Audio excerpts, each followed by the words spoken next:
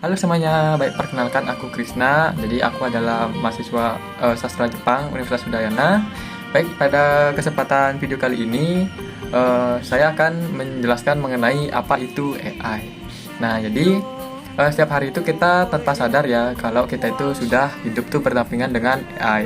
Jadi contohnya waktu kita pakai Google Translate, nah itu nonton film di Netflix yang rekomendasinya pas banget, atau kita bahkan itu sebagai ngobrol dengan asisten virtual ya seperti ChatGPT contohnya. Nah, jadi AI itu atau artificial intelligence ya adalah teknologi yang memungkinkan mesin untuk berpikir ya, belajar dan mengambil keputusan layaknya manusia.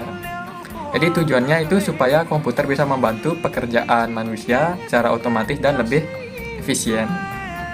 Baik, jadi untuk contoh penerapan AI dalam kehidupan sehari-hari itu, ya pertama itu misalnya di media sosial ya. Jadi AI itu biasanya dipakai untuk membuat atau mengatur algoritma ya. Jadi kita lihat konten sesuai minat kita. Yang kedua itu ada dunia kesehatan.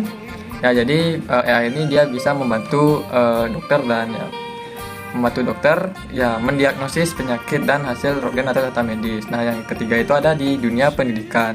Nah, sekarang banyak platform belajar daring yang dipakai AI untuk menyesuaikan materi dengan kemampuan siswanya.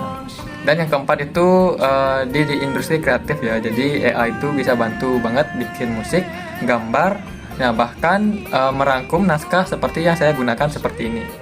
Ya. Jadi manfaat dan tantangan AI itu ada banyak ya. Jadi AI itu banyak hal yang membuat hal positif yang dapat diterima. Jadi sepertinya pekerjaan yang lebih cepat ya, bisa mengolah data dengan akurat dan manusia bisa fokus ke hal-hal yang lebih penting. Tapi di sisi lainnya itu tantangan itu misalnya kehilangan beberapa jenis pekerjaan ya, karena otomatisasi ya, penyalahgunaan data pribadi dan isu ketika apakah karya buatan AI itu masih bisa disebut karya manusia. Nah, jadi AI itu udah menjadi bagian penting dari dunia digital sekarang ya.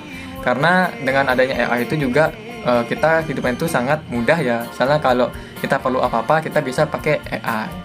Jadi menurut kamu AI itu lebih banyak membawa manfaat atau juga banyak membawa dampak negatif? Silahkan komen.